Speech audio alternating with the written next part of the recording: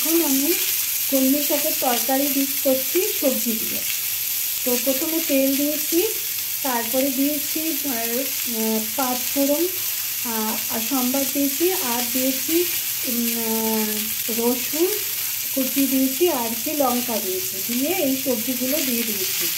সবজিগুলোর মধ্যে রয়েছে কুমড়ো, পটল আর একটু আলু রয়েছে।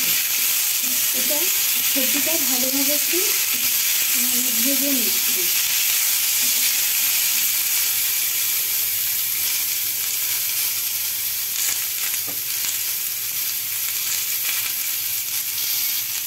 স্বাদ মতো নুন দিচ্ছি,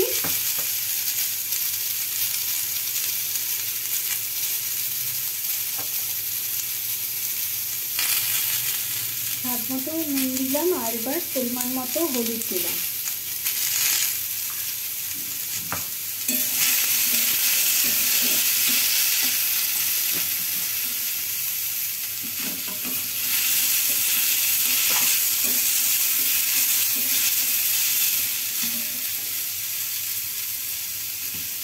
একটু জল দিলাম,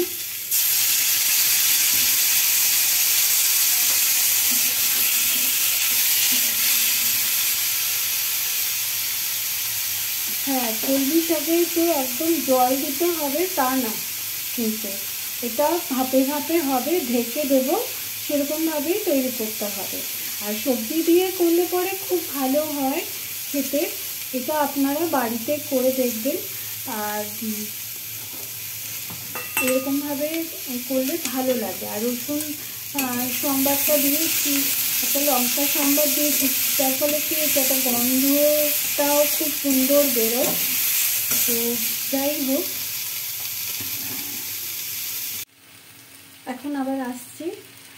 আমার মাঝে একটু মোবাইলের প্রবলেম হয়েছিল, তাই জন্য আমি ভিডিওটা করতে পারিনি।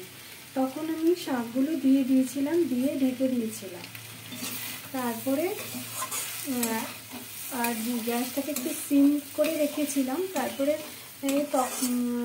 কিছুক্ষণ হলো, তো ভাপে ভাপে হলো। ভাপে ভাপে হওয়ার পর এখন আবার ঢাকনা তুলে দেখছি কিছুটা হয়ে এসছে।